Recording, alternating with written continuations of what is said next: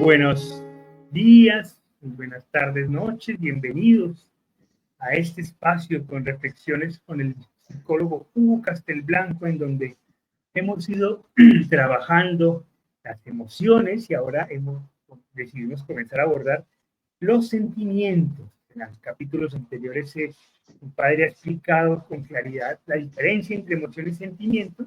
Pues hoy vamos a trabajar dos sentimientos que son muy importantes durante el proceso del duelo, esperando poder brindarles a ustedes herramientas de análisis en ese sentido. Así que bienvenidos a este espacio de reflexiones con el psicólogo Hugo Castelblanco. Hola, Paco, ¿cómo estás? Muy bien, Juli, muy bien. Muy entusiasmado porque en la medida que vayamos teniendo claridad sobre eso que experimentamos en el duelo, pues podemos primero entender que son cosas normales que se presentan en el duelo, pero además que son emociones y sentimientos que podemos trabajar para normalizarlos, que es lo primero que tenemos que hacer frente a un duelo, ¿no? Si queremos hacer un trabajo responsable.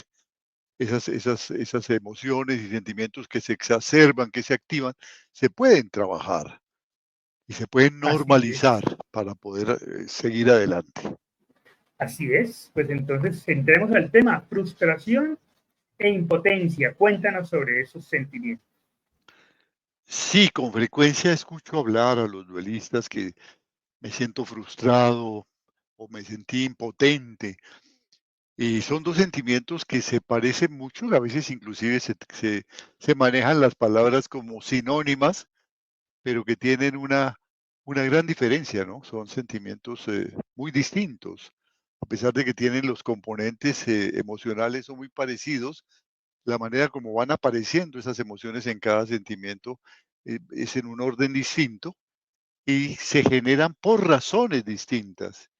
Y el trabajo también tiene ciertas diferencias fundamentales. Es decir, no es lo mismo la frustración que sentimos en el duelo que la impotencia que sentimos en el duelo. Entonces, comencemos definiéndola. ¿Qué es la frustración?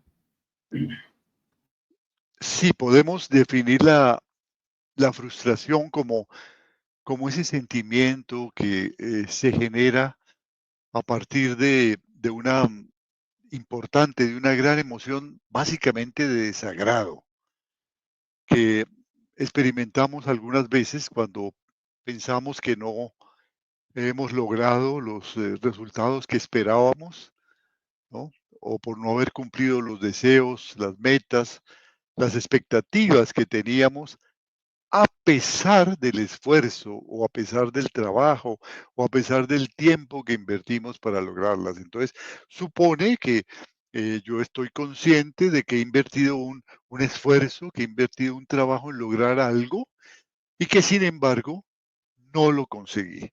Entonces me siento frustrado. En la medida que vamos rumiando ese desagrado por no haber conseguido esto y a pesar del trabajo que hemos invertido, eh, empezamos también a sentirnos enfadados, ¿no? No es solamente desagrado lo que sentimos, sino enfado, porque bueno, empezamos a pensar, pero ¿por qué? Si yo estaba capacitado, si debía haberme dado cuenta, si debía haber hecho esto, si hicimos, ¿no? Hice, leí, pregunté, estaba claro, pero ¿por qué no se consiguió? ¿Qué pasó? ¿No? Entonces vamos aunando al desagrado inicial el enfado. Y eso va conformando un sentimiento, que es la mezcla de esas dos emociones, primero en una medida importante en desagrado y poco a poco juntándose al enfado.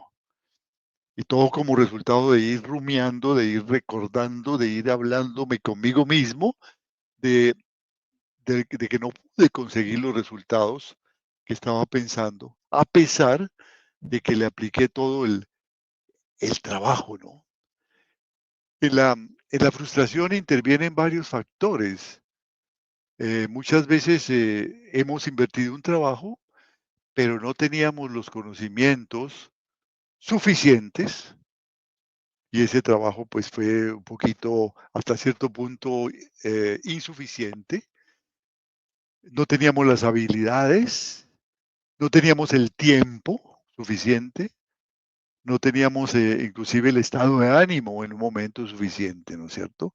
Encontramos obstáculos inesperados, situaciones fuera de control, o lo que es muy frecuente en el duelo, teníamos expectativas muy optimistas y muy poco realistas de lo que podíamos conseguir, de lo que podíamos lograr.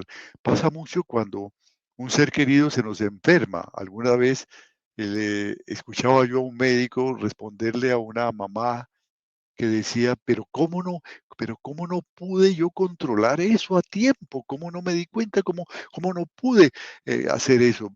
Y el médico le dio una respuesta aparentemente muy sencilla, pero muy verídica. Dijo, porque señora, usted es mamá, no médica. Y el hecho de ser mamá, aun cuando haya estudiado medicina, uno en este supuesto caso, hace que con respecto a las enfermedades o a los riesgos o a las situaciones que están viviendo nuestros seres queridos, nosotros seamos muy optimistas y decimos, no, no, no, lo que estamos haciendo, no, no te preocupes por eso, ese dolorcito que tiene no es importante, mira, te voy a dar esta agüita, vas a dormir bien, te voy a dar unos masajitos, ¿no? No, no pienses que eso es una cosa grave, no, no, Dios no lo permita. Y esto es propio de quienes amamos. Cuando amamos, nos resistimos a pensar, aún teniendo los conocimientos. Por eso a veces, inclusive a los médicos, se les recomienda que no actúen profesionalmente, especialmente a los médicos cirujanos, con sus seres queridos, porque la emoción que está invertida en esa puede hacer que a pesar de sus habilidades, de los conocimientos, no tengan eh, la tranquilidad, esperen resultados poco realistas, no vean la gravedad del asunto, no lo quieran ver, tienen su paradigma, aquí está mi ser querido y lo vamos a sacar adelante, a veces le impiden ver que la cosa puede ser más compleja. Entonces, la frustración nace por eso, ¿no? Sentimiento por lo que se genera inicialmente con un profundo desagrado y luego, pues, a medida que lo rumiamos, vamos además enfadándonos por lo que sucedió, pensando que a pesar de todo lo que hicimos, no fue suficiente. Entonces decimos, eh, nos sentimos frustrados. Por ejemplo, no haber sido capaces de identificar a tiempo la enfermedad que causó la muerte a mi ser querido, como lo he dicho hace un momento, o no haber sido capaces de darnos cuenta de que nuestro ser querido estaba experimentando graves dificultades y que inclusive estaba manifestando algunas señales que indicaban que eventualmente podía tomar la decisión de quitarse la vida, ¿no? Las personas que están en ideación suicida pues van manifestando ciertas señales que son muy difíciles de identificar. Solamente cuando ya nos centramos en todas las actuaciones, el contexto, e inclusive para los especialistas es muy difícil. Y cuando las personas, después de que sucede esto, les preguntan, pero usted no se dio cuenta por algunas señales, por ejemplo, los cambios en el comportamiento de manera importante, en el genio, etcétera. Y entonces empiezan a pensar, sí, claro, claro, pero ¿cómo no me di cuenta? No, no eras especialista, eras un papá, una mamá, un esposo, una esposa, viendo a un ser querido y no eras objetivo, no veíamos el peligro, no veíamos el riesgo. Entonces, no te castigues por eso, ¿no? No te castigues. Ujú. Muy Eso en bien. cuanto a la frustración. Sí, entonces, frustración es la combinación de la emoción del desagrado y más adelante que se transforma también o se combina con algo de rabia, de molestia, ¿cierto? Producida Sí, por un acontecimiento que no salió como nosotros esperábamos que saliera a pesar de nuestras decisiones y de nuestros esfuerzos. Eso es la frustración. ¿Y así la es. impotencia entonces qué es? Sí, la impotencia, en cambio, es sentir que nos faltó poder. No teníamos, no hicimos nada, porque no nos sentimos capaces, o éramos conscientes de que no éramos capaces, no sabíamos qué hacer ante una situación. Necesitábamos no teníamos el conocimiento, no teníamos la habilidad, no teníamos el poder. Entonces no hicimos nada.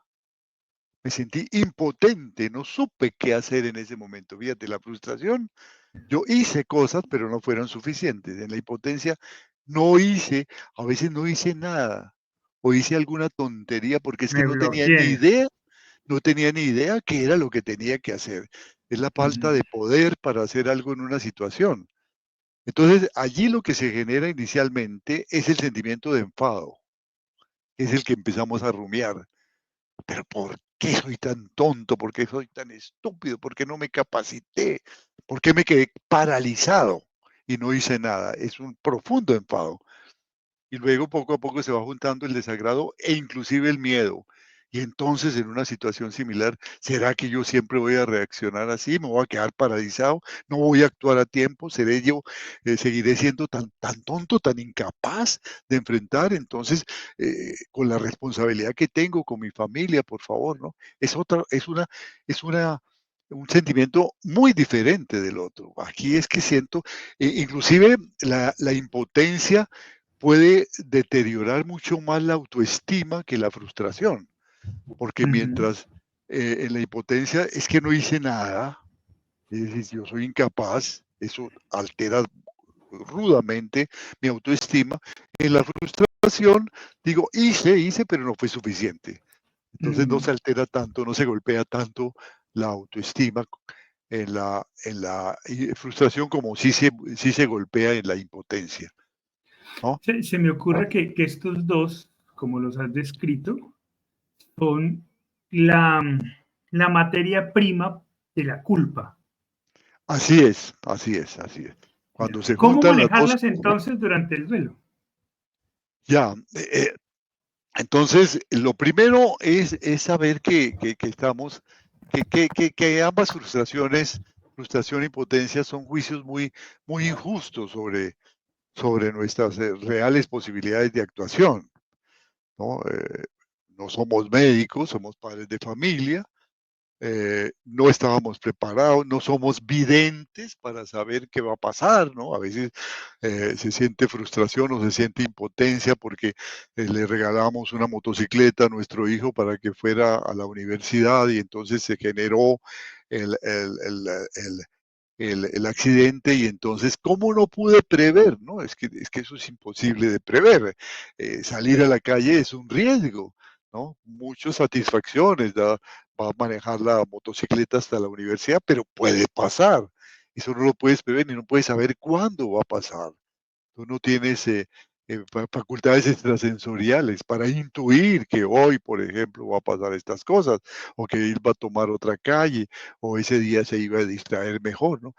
Tú no tienes tampoco la manera de darte cuenta de que está pasando algo a nivel físico, a nivel emocional, porque no eres profesional en eso, ¿no? Inclusive, sabiendo lo que está pasando, tú tienes que atender muchas otras cosas de ti mismo, de tu familia, que son también importantes, y no tienes el tiempo, la dedicación, ¿no? Si la persona está en una clínica, hay especialistas que ya han hecho un diagnóstico y están aplicando cuidados para manejar ese diagnóstico, para sanar. Mientras que si estamos nosotros en la casa, pues ni podemos hacer un diagnóstico acertado, ni tenemos los conocimientos, ni tenemos los recursos, ni tenemos el tiempo necesario, ni tenemos muchas veces la actitud, porque estamos cansados, llegamos del trabajo y como dije anteriormente, eh, tenemos expectativas demasiado optimistas, demasiado irreales sobre lo que puede pasar. Entonces minimizamos, no, mañana vamos a ir al médico, esperemos a ver cómo sigue, si va. Y luego resulta que la enfermedad era algo muy delicado, no lo previmos y avanzó y sucedió lo que tenía que suceder. Entonces no podemos creer y empezamos a buscar culpables. Y la manera como esa culpa se va generando es a través, como bien dices, de generar frustración, impotencia. Muchas veces, sí hice esto, pero no fue suficiente. Aquella vez debí haber hecho esto, pero no fue suficiente. Fíjate que en la pandemia eso fue muy claro. En la pandemia era muy frecuente que las personas dijeran una de estas dos condiciones.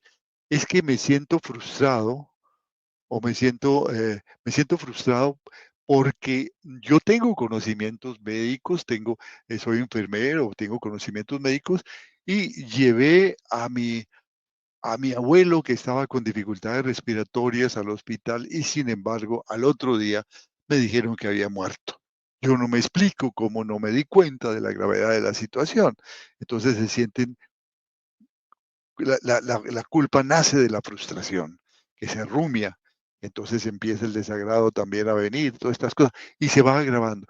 ¿Cómo no me di cuenta? No, es que en primer lugar, lo que sucedió fue algo que era la primera vez que sucedía en el mundo, una pandemia que afectó a todo el mundo en general, porque antes las pandemias afectaban regiones muy específicas del mundo. Ahora, a través de la comunicación aérea, esta pandemia se extendió y empezaron a morir por miles, por millones las personas. Los médicos no sabían qué hacer, trataban el problema respiratorio, entubaban a los pacientes, los anestesiaban de emergencia, hacían cosas de emergencia y obviamente la situación era mucho más grave. No había ni siquiera una vacuna y ni los médicos podían hacerlo.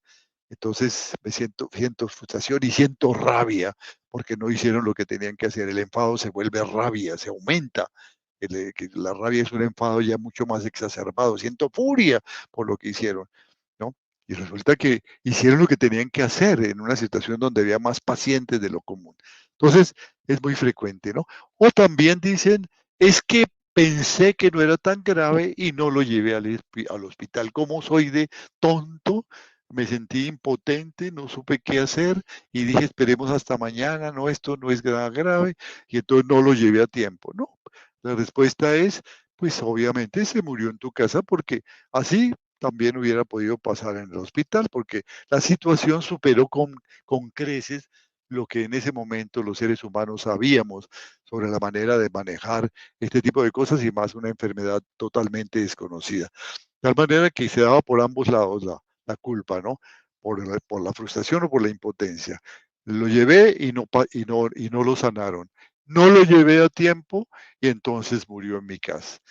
Entonces invitábamos a la culpa de todas maneras, ese sentimiento al que ya nos referimos en algún momento, que es tan dañino y que bloquea totalmente el duelo. Entonces a veces hay que ir a ver primero qué se gestó, a ir hasta la raíz de esto. ¿Por qué enfado? ¿Por qué voy a estar enfadado por no saber lo que no tengo por qué saber? Si yo soy ingeniero, si soy abogado, yo no soy especialista, no sabía cómo podía prever estas cosas. A ver, no tengo la facultad de leer el pensamiento para pensar la decisión que iba a tomar mi hijo. No, eso es muy difícil, teníamos otras cosas que hacer. Es decir, no teníamos ni el tiempo, ni los conocimientos, ni las habilidades, ni la actitud. Muchas veces estábamos cansados, no alcanzábamos a comprender, ¿no? Estas cosas. Entonces, no darnos tan duro y empezar a darnos cuenta que en la vida se presentan estas cosas y que obramos de acuerdo como somos, como seres humanos, no como super seres. No somos ni Superboy ni Supergirl para llevarlo instantáneamente, para poder ver a través de rayos X y darnos cuenta de lo que está pasando. Somos seres humanos, a veces muy agobiados por lo que está pasando y eso nos paraliza, no nos deja actuar a tiempo.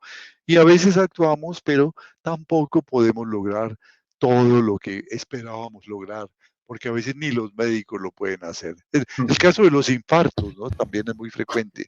Es que cómo es posible que le dio un infarto, cómo no pudimos, es muy difícil, ¿no? Un infarto a veces se puede prever, da indicaciones y otras veces es un infarto fulminante, muy frecuente, que no podíamos darnos cuenta, pero estaba muy sano y cómo no me di cuenta, ¿sí? Entonces empezar a ver con realismo esto, ¿no? En la vida suceden cosas en donde no necesariamente tenemos por qué captar toda la responsabilidad sobre nosotros. Ujú. Ok, entonces el primer paso es ser conscientes de nuestro, hacer un análisis consciente y real sobre la situación, sobre nuestras reales capacidades, incluso si en esa toma de decisiones pudimos haber cometido un error. Los errores siempre están dentro de las posibilidades humanas cuando tomamos decisiones o cuando no Así las es. tomamos. A veces no las tomamos porque sencillamente no pudimos, no se nos ocurrió. Estábamos colapsados, estábamos angustiados, estábamos bloqueados y eso también es humano. Entonces, entender la situación desde las reales posibilidades humanas, ¿no? Y no entenderla como en el mundo de Marvel o de los cómics, creyéndonos superhéroes, ¿no? ¿no? hacemos parte de situaciones absolutamente normales y naturales, y dentro de esas situaciones tratamos de hacer lo mejor que podemos con nuestros recursos, porque pues son las personas que amamos. Así que entender esas decisiones y esa realidad desde esa perspectiva.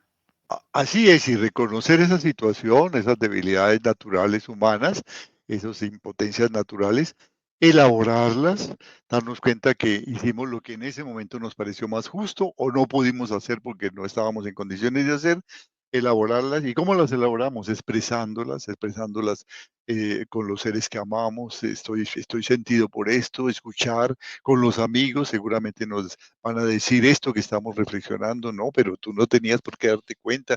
Es muy difícil. ¿Por qué? Porque ellos ven la situación tal como es, ¿no? Tal vez no están tan afectados nuestros amigos como nosotros. Así Entonces, es. empezar a elaborar eso para poder darle curso a la elaboración del duelo, rodearnos de seres queridos, ¿no? Como tantas cosas que hemos analizado en nuestras 15 tareas del duelo, como cosas importantes que podemos hacer para sanar esas emociones que bloquean el normal flujo de la gestión del duelo. Muy bien, muchas gracias, Pa, entonces, por este análisis de la frustración y la impotencia, los sentimientos muy importantes, como lo hemos dicho, materia prima lo que conocemos como la culpa, a quien nos hemos referido en programas anteriores. Ahí pueden revisar en nuestro canal todos los programas en donde se han trabajado las 6 emociones básicas y ya se han comenzado a trabajar algunas emociones. Algunos Un poco para sentimientos. brindarle, perdón, algunos sentimientos para brindarles herramientas de trabajo a cada uno de ustedes. Muchas gracias, Pa. Muchas gracias a ti y una mensaje de esperanza para todas aquellas personas que nos sintonizan agobiadas por su dolor. Hay salida, hay que trabajarlo, primero hay que expresarlo, no se aíslen, por favor. Aprovechemos estos tiempos de Navidad para ir en la medida de nuestras posibilidades, buscar la compañía de nuestros amigos, tal vez no para hacer las fiestas a las que estábamos acostumbrados, pero sí para compartir en familia y abrirles nuestro corazón y que nos ayuden a elaborar estos momentos de dolor que la vida nos ha puesto enfrente. Así es. Así que, por favor, no se olviden, si no se han suscrito a nuestro canal, háganlo. Nuestro canal de YouTube de las 15 tareas del duelo es una acción gratuita. Simplemente es oprimir el botón de suscribirse y eso nos ayuda muchísimo a seguir trabajando en estos espacios. Si les gustó este programa, compártanlo con sus seres queridos. Y si quisieran hacer algún comentario, pues en la sección de comentarios son bienvenidos. ¿Qué otro tema quisieran que tratáramos o qué les pareció lo que acaba de exponer el psicólogo Hugo Castelblanco? Por ahora no es más. Les enviamos un fuerte abrazo y nos encontramos en otro espacio más de nuestro canal de las 15 tareas del duelo. Chao, chao.